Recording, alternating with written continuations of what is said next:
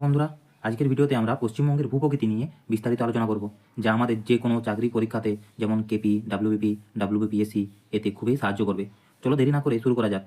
আর হ্যাঁ, টপিকটি আলোচনার পরে শেষে 15টি এমসিকিউ কোশ্চেন থাকবে, কে কত পেলে তা জানাতে ভুলবেন না। আর চ্যানেলটি ভালো লাগলে লাইক, শেয়ার এবং সাবস্ক্রাইব করতে ভুলবেন না।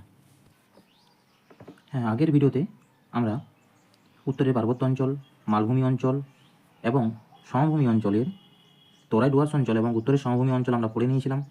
আজ আমরা পড়ব রাঢ় অঞ্চল এবং উপকূলের বালুকাময় সমভূমি অঞ্চল, গাঙ্গেয় বদ্বীপ অঞ্চল এবং সুন্দরবন অঞ্চল।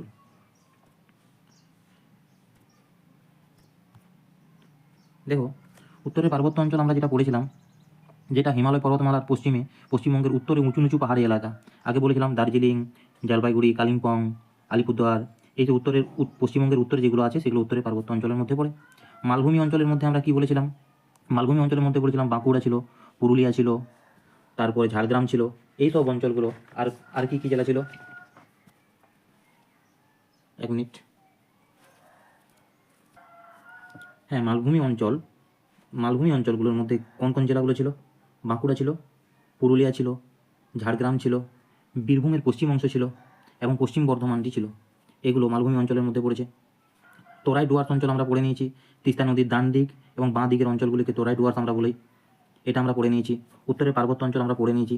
আজ আমরা পড়ব রাঢ় উপকূলের বালুকাময় অঞ্চল। রাঢ় আর উপকূলের বালুকাময় অঞ্চল, রাঢ় বলতে দক্ষিণবঙ্গের সমভূমি, আর বদ্বীপ সমভূমি অঞ্চল, বদ্বীপ অঞ্চল আমরা পড়ব, আর সুন্দরবন অঞ্চল আমরা আজকে পড়ব। চলো নেক্সট স্লাইডে। দেখো, দক্ষিণবঙ্গের সমভূমি এগুলো পড়বো আমরা: রাঢ় অঞ্চল, গাঙ্গেয় বদ্বীপ সমভূমি অঞ্চল, উপকূলে বালুকাময় সমভূমি অঞ্চল এবং সুন্দরবন অঞ্চল। এই ছবিটি দেখলে তোমরা বুঝতে পারবে যে আমরা যেটা পড়েছিলাম উত্তরের পার্বত্য অঞ্চল কোন কোন অঞ্চলগুলো, যেটা রং করা আছে এই জায়গাটা হচ্ছে উত্তরের পার্বত্য অঞ্চল। পশ্চিমের মালভূমি অঞ্চল আমরা পড়েছিলাম, এই জায়গাটা পশ্চিমের মালভূমি অঞ্চল।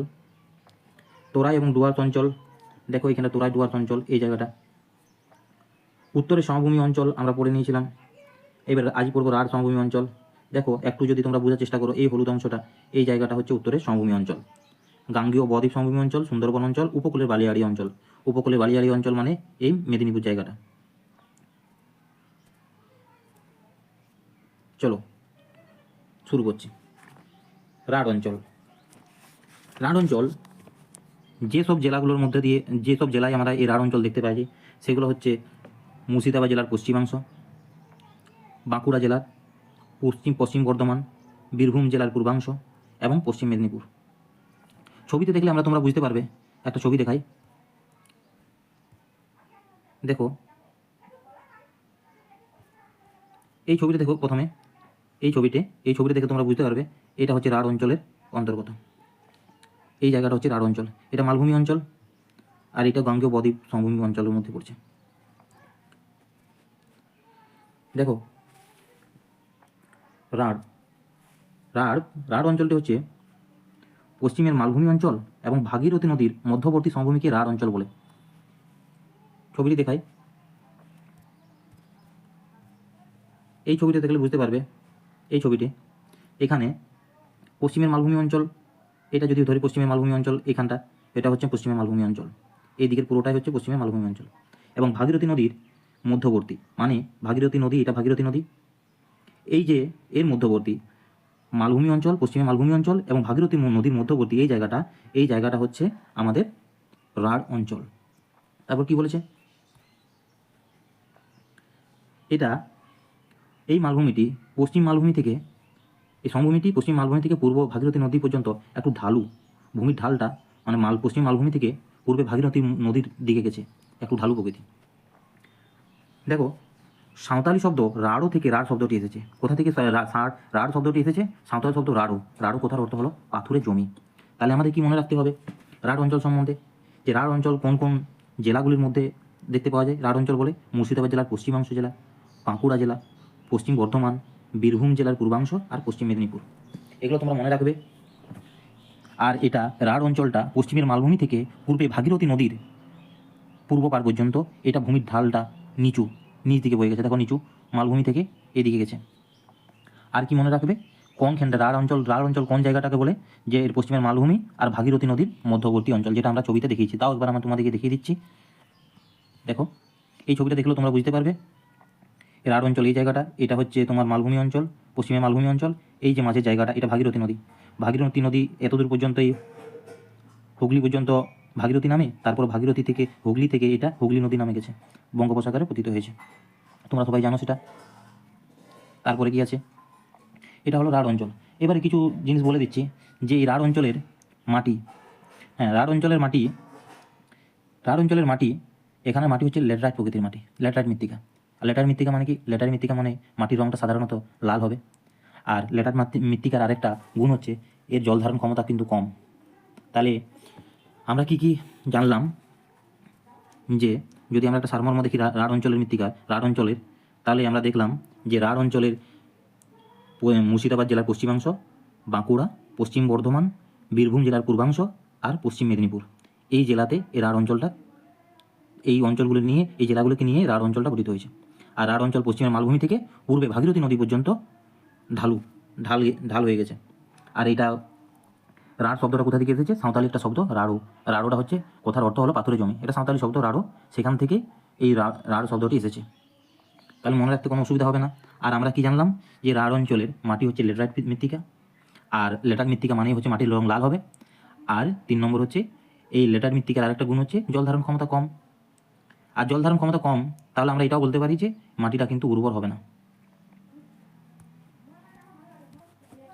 এখানে দেখো গঙ্গা, আমরা সবাই পড়েছি গঙ্গা নদী সম্পর্কে, আমরা কিছুটা হলেও জানি যে গঙ্গা কোথায় গেছে? রাজমহল পাহাড়ের কাছে, পশ্চিমবঙ্গে প্রবেশ করেছে রাজমহল পাহাড়ের কাছে, যে প্রবেশ করে এই মুর্শিদাবাদের কাছে ধুলিয়ানাতে 2 ভাগে ভাগ হয়েছে।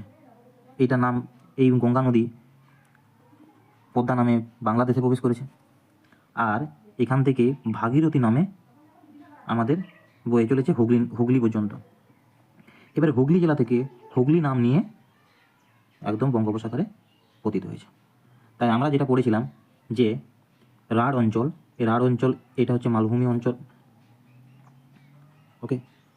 আর এইটা ভাগীরথীর পূর্ব পাড়, পশ্চিম পাড়, এইটা, এই যে অঞ্চলটা, এইটা হচ্ছে তোমাদের, এই অঞ্চলটা হচ্ছে তোমাদের কি হচ্ছে? রাঢ় অঞ্চল। বুঝতে পারলে? চলো পরের স্লাইডে যাওয়া যাক। এখানে তোমরা ছবিগুলো একটু ভিডিওটাকে পজ করে একবার করে দেখে নাও। এই ছবিটা দেখে নাও, পরের ছবি এটা দেখে নাও, এই ছবিটা দেখে নাও।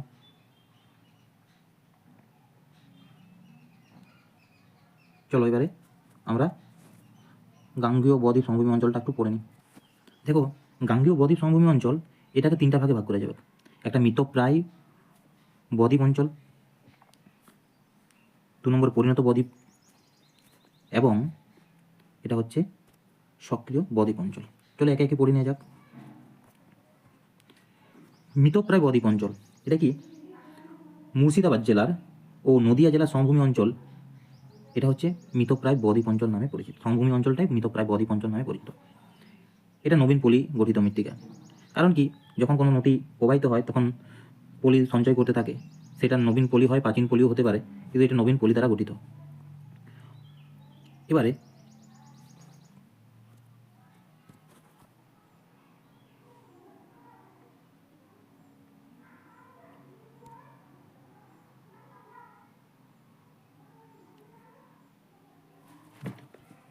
সক্রিয় বদ্বীপ,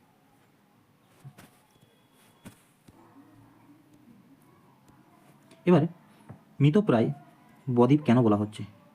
কারণ এইখান দিয়ে পূর্বে এখান দিয়ে একটা নদী প্রবাহিত ছিল, ভাগীরথী নদী, সেটা নদীগুলি বদ্বীপ গঠনের কাজ সক্রিয় ছিল।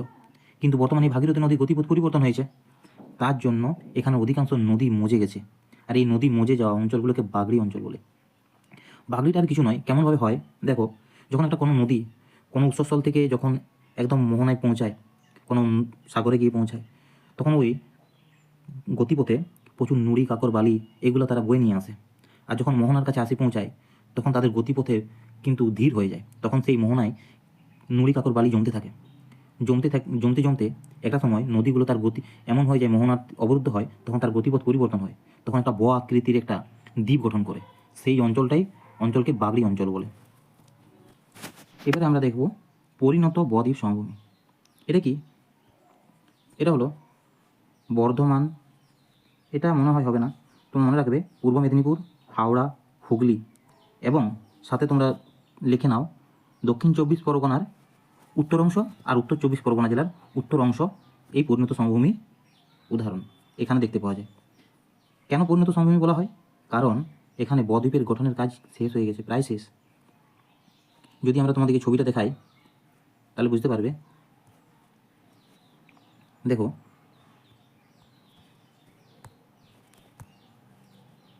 দেখো আমি কি বলেছিলাম,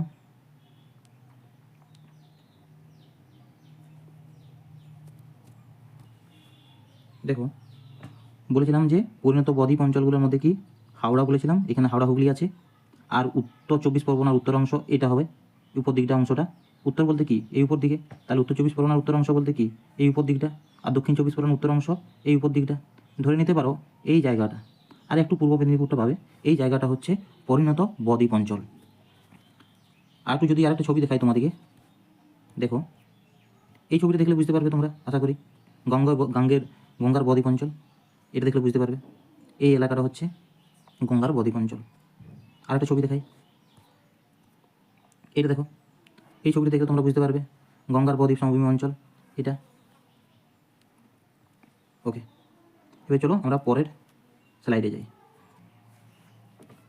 এবার আমরা দেখব সক্রিয় বদ্বীপ অঞ্চল। এটা কি দক্ষিণ চব্বিশ পরগনা জেলার উত্তর এবং উত্তর চব্বিশ পরগনা জেলার দক্ষিণাংশ, দক্ষিণ চব্বিশ পরগনা জেলার এবং উত্তর চব্বিশ পরগনা জেলার উত্তরাংশে এখন পলি সঞ্চয় হচ্ছে, এখনও পর্যন্ত পলি সঞ্চয় করে বদ্বীপ গঠনের কাজ চলছে বলে এই অঞ্চলটাকে সক্রিয় বদ্বীপ অঞ্চল বলে। কি তাহলে দক্ষিণ চব্বিশ পরগনা এবং উত্তর চব্বিশ পরগনা জেলার দক্ষিণাংশ আমরা কি পড়েছিলাম, উত্তর চব্বিশ পরগনা এবং দক্ষিণ চব্বিশ পরগনার উত্তর অংশ ওটা আমরা পড়েছিলাম পরিণত বদ্বীপ অঞ্চল। আর এখানে দেখো সক্রিয় বদ্বীপ অঞ্চলে কি বলছে, উত্তর চব্বিশ পরগনা জেলা এবং দক্ষিণ চব্বিশ পরগনা জেলার দক্ষিণাংশে এখনও পলি সঞ্চয় হয়ে হয়ে বদ্বীপ গঠনের কাজ চলছে, তাই এই অঞ্চলটাকে বলে সক্রিয় বদ্বীপ অঞ্চল। এখানে একটা জিনিস মনে রাখবে যে এখানে এই যে জোয়ার ভাটার প্রভাবে, সমুদ্রের জোয়ারের প্রভাবে জোয়ারে তো সমুদ্রের জল একটু লবণাক্ত হয়, তার জন্য এখানে মৃত্তিকাটাও কিন্তু একটু নোনা প্রকৃতির। আর এই দুটো পয়েন্ট মনে রাখবে, সুন্দরবন একটা সক্রিয় বদ্বীপ অঞ্চলের অন্তর্গত। সুন্দরবন অঞ্চলটা পড়ছে দক্ষিণ চব্বিশ পরগনা এবং উত্তর চব্বিশ পরগনা দক্ষিণাংশ সুন্দরবন অঞ্চলে পড়ছে। আরেকটা মনে রাখবে, সম্প্রতি সুন্দরবনের দক্ষিণে পূর্বাশা বা নিউমুর দ্বীপ গড়ে উঠেছে। এটা বর্তমানে একটা কি দ্বীপ, নতুন একটা দ্বীপ গড়ে উঠেছে, পূর্বাশা বা নিউমুর দ্বীপ গড়ে উঠেছে। এই পূর্বাশা বা নিউমুর দ্বীপটা কোথায়, কি দেখো ছবিতে যদি দেখাই, এটা হচ্ছে পূর্বাশা নিউমুর দ্বীপ, মনে থাকবে। আরেকটা যদি ছবিতে দেখাই তাহলে দেখো এটা হচ্ছে পূর্বাশা নিউমুর দ্বীপ, এটা দক্ষিণ চব্বিশ পরগনা জেলার মধ্যেই পড়ছে। তাহলে যদি আমরা একটু রিভাইজ করে নিই, দেখব কী কী পড়লাম। গাঙ্গেয় বদ্বীপ অঞ্চল, গাঙ্গেয় বদ্বীপের অঞ্চলের মধ্যে পড়ছে মৃতপ্রায় বদ্বীপ অঞ্চল, পরিণত বদ্বীপ অঞ্চল, দেখো মৃতপ্রায় বদ্বীপ অঞ্চল পড়লাম, পরিণত বদ্বীপ অঞ্চল পড়লাম এবং আরেকটা পড়লাম সক্রিয় বদ্বীপ অঞ্চল। ঠিক আছে, কী কী পড়লাম, গাঙ্গেয় সমভূমি অঞ্চলের মধ্যে পড়লাম মৃতপ্রায় বদ্বীপ অঞ্চল, মৃতপ্রায় বদ্বীপ অঞ্চল, মুর্শিদাবাদ নদীয়া জেলা সমভূমি অঞ্চল। কী কী, মৃতপ্রায় বদ্বীপ অঞ্চলের মধ্যে মুর্শিদাবাদ ও নদীয়া জেলা সমভূমি অঞ্চল, মনে রাখবে এখানে মুখস্থ করে নাও, মৃতপ্রায় বদ্বীপ অঞ্চল, মুর্শিদাবাদ ও নদীয়া জেলা সমভূমি অঞ্চল, এটা নবীন পলি মাটি দ্বারা গঠিত। মনে রাখবে বাগড়ি অঞ্চলটা কীভাবে গঠিত হয়েছে, বাগড়ি অঞ্চল কোন অঞ্চলটাকে বলে মনে রাখবে। আর পরিণত বদ্বীপ অঞ্চল বলতে কি, এই বর্ধমান জেলাটাকে যদি আমি বাদ দিই, পূর্ব মেদিনীপুর, হাওড়া, হুগলি জেলা, আর দুটো বলেছিলাম দক্ষিণ চব্বিশ পরগনা এবং উত্তর চব্বিশ পরগনা জেলার উত্তর অংশ, এটা হচ্ছে পরিণত বদ্বীপ অঞ্চল। এখানে পরিণত বদ্বীপ অঞ্চল কেন বলছে, কারণ এখানে বদ্বীপ গঠনের কাজ এখন প্রায় শেষ হয়ে গেছে। ঠিক আছে, আরেকটা আমরা কি বললাম, সক্রিয় বদ্বীপ অঞ্চল বললাম, যেটা উত্তর চব্বিশ পরগনা জেলা এবং দক্ষিণ চব্বিশ পরগনা জেলার দক্ষিণ অংশটা পড়ছে। এখানে কেন সক্রিয় বদ্বীপ অঞ্চল বলছে, কোথায় এটাতেই বুঝতে পারছো যে সক্রিয় মানে কি, এখনও বদ্বীপ গঠনের কাজ এখনও চলছে, তাই সক্রিয় বদ্বীপ অঞ্চল বলে। আর সুন্দরবনের এই যে পূর্বাশা বা নিমুর এটা একটা নতুন দ্বীপ, আর সুন্দরবন একটা সক্রিয় বদ্বীপ অঞ্চলের অন্তর্গত। সুন্দরবন কি, এটা সক্রিয় বদ্বীপ অঞ্চলের অন্তর্গত। তাহলে মনে রাখবে। চলো এবারে আমরা পরের স্লাইডে যাই। এবারে আমরা পড়বো উপকূলের বালিয়াড়ি সমভূমি। উপকূলের বালিয়াড়ি কি, পূর্ব মেদিনীপুরে বঙ্গোপসাগরের তীরবর্তী অঞ্চলের বালিয়াড়ি উপকূলের বালিময় সমভূমি নামে পরিচিত। উদাহরণ হচ্ছে কাঁথি এবং দীঘার বালিয়াড়ি। তাহলে উপকূলের বালিময় সমভূমিটি কি, এই উপকূলের বালিময় সমভূমিটা হচ্ছে যে পূর্ব মেদিনীপুরের বঙ্গোপসাগরের তীরবর্তী অঞ্চল, সেখানে যে বালিয়াড়িতে দেখা যায় সেটা হচ্ছে উপকূলের বালিময় সমভূমি। আর কিছুই না, যে সমভূমিটাতে বালি দেখতে পাওয়া যায়, সমভূমিতে বালির ভাগ বেশি, উপর থেকে বালি দেখতে পাওয়া যায়, যেমন কাঁথি এবং দীঘার বালিয়াড়ি। যদি কাঁথি এবং দীঘা গেছো তাহলে বুঝতে পারবে তার উপকূলবর্তী অঞ্চলগুলো বালির আস্তরণ দেখতে পাওয়া যায়, সেই যেখানে বালির আস্তরণ দেখতে পাই সেই বালিয়াড়ি অঞ্চলটাকে উপকূলের বালিময় সমভূমি বলা হয়। আমাদের দীঘা, আমরা পশ্চিমবঙ্গে দুটো দেখতে পাবো, দীঘার বালিয়াড়ি আর কাঁথির বালিয়াড়ি, কিছু না বালির সমভূমি অঞ্চল। ঠিক আছে, এবারে পড়বো আমরা সুন্দরবন অঞ্চল। সুন্দরবন অঞ্চল আমরা কোথায় দেখতে পাবো? সবাই জানো, উত্তর এবং দক্ষিণ 24 পরগনার দক্ষিণাংশে সুন্দরবন অবস্থিত। এটা সমুদ্র উপকূলবর্তী এলাকা। মাটি হচ্ছে পলিগঠিত মাটি, কর্দমাক্ত হয় জানো, এবং লবণাক্ত মৃত্তিকা। কারণ কি? লবণাক্ত মৃত্তিকা হওয়ার কারণ সমুদ্রের জল এখানে আসে জোয়ারের সময়, তার জন্য মৃত্তিকা হচ্ছে লবণাক্ত মৃত্তিকা। এবার কি পড়ব? এবার আমরা একটু দেখে নেব সুন্দরবন অঞ্চলটাকে আরেকবার বেশি বড় করে আমরা দেখব। কি? উত্তর ও দক্ষিণ 24 পরগনার দক্ষিণাংশ সুন্দরবন অবস্থিত। ঠিক আছে, পলিগঠিত সমতল ভূমি, কর্দমাক্ত, বললাম কাদার বা মতো, লবণাক্ত জলভূমি, কারণ সমুদ্র উপকূলবর্তী এলাকা, জোয়ারের ফলে মৃত্তিকা লবণাক্ত হয়ে গেছে। জালের মতো ছড়ানো অসংখ্য শাখা নদী, প্রচুর শাখা নদী দেখতে পাওয়া, দ্বীপ দেখতে পাওয়া যাবে, চর দেখতে পাওয়া যাবে, খাঁড়ি দেখতে পাওয়া যায়। এই অঞ্চলের ভূপ্রাকৃতিক বৈশিষ্ট্য। শ্বাসমূল ও ঠেসমূলযুক্ত ম্যানগ্রোভ অরণ্য দেখতে পাওয়া যাবে। গঙ্গা, ব্রহ্মপুত্র, মেঘনা দ্বারা গঠিত সুন্দরবন পৃথিবীর বৃহত্তম বদ্বীপ বিশেষ, সবাই জানো। মোহনা, জোয়ারের দ্বারা সৃষ্ট নদ নদী, অসংখ্য খাড়ি, জলাভূমি সৃষ্ট গহন অরণ্য এখানে গঠিত, বাদাবন। এইটা মনে রাখবে। 13টি ব্লক দক্ষিণ 24 পরগনার আর 6টি ব্লক উত্তর 24 পরগনার অন্তর্গত সুন্দরবনে কটি ব্লক? 13টি ব্লক দক্ষিণ 24 পরগনার আর উত্তর 24 পরগনা জেলার 6টা ব্লক নিয়ে সুন্দরবন অঞ্চলটা গড়ে উঠেছে। এবারে আমরা দেখে নেই একটু যেগুলো আমরা পড়লাম। মৃতপ্রায় বদ্বীপ অঞ্চল, পরিণত বদ্বীপ অঞ্চল আর সক্রিয় বদ্বীপ অঞ্চল কোথায় কোথায় দেখতে পাওয়া যায়? মৃতপ্রায় বলেছিলাম মুর্শিদাবাদ এবং নদিয়া জেলাতে। আর পরিণত বদ্বীপ অঞ্চল এই বর্ধমানটাকে যদি বাদেও দাও, পূর্ব মেদিনীপুর, হাওড়া, হুগলি, আর বলেছিলাম যে উত্তর 24 পরগনা এবং দক্ষিণ 24 পরগনার উত্তর অংশ। পরিণত বদ্বীপ মানে বদ্বীপ গঠনের কাজ প্রায় শেষ হয়ে গেছে। আর সক্রিয় বদ্বীপ এটা উত্তর 24 পরগনা এবং দক্ষিণ 24 পরগনার দক্ষিণ অংশ, যেদিকে সুন্দরবনটা আছে, এটা কাজটা এখন চলছে, এখনও বদ্বীপ গঠনের কাজ চলছে। আর বাগড়ি অঞ্চল মানে আমি বলেছিলাম বদ্বীপ গঠন করেছে ওই ইয়ের জন্য। ঠিক আছে, আর এটা দেখে নাও, এখানে এটা হচ্ছে যেটা আমরা পড়ালাম উপকূলে বালিয়াড়ি অঞ্চল, এই জায়গাটা, এটা হচ্ছে উপকূলের বালিয়াড়ি অঞ্চল। কোথায় আমরা পড়েছিলাম? দেখো, এই তো উপকূলের বালিয়াড়ি অঞ্চল, এটা আমরা যেটা পড়েছিলাম পূর্ব মেদিনীপুরের বঙ্গোপসাগর তীরবর্তী অঞ্চল বালিয়াড়ি, উপকূলের বালিয়াড়ি অঞ্চলের মধ্যে পড়ছে। কাঁথি এবং দীঘার বালিয়াড়ি অঞ্চল, এটা হচ্ছে উপকূলের বালিয়াড়ি অঞ্চল, যেটা আমরা এখন এই ছবিটা দেখে নাও বুঝতে পারবে। এটা উপকূলের বালিয়াড়ি অঞ্চল পূর্ব মেদিনীপুর জেলার অঞ্চলের মধ্যে পড়ছে। তাহলে আজকের ভিডিও এতটাই। যদি ভিডিওটি ভালো লাগে লাইক, শেয়ার, সাবস্ক্রাইব করতে ভুলবেন না। আজকের ভিডিও এই পর্যন্তই, দেখা হচ্ছে পরের ভিডিওতে। Good bye.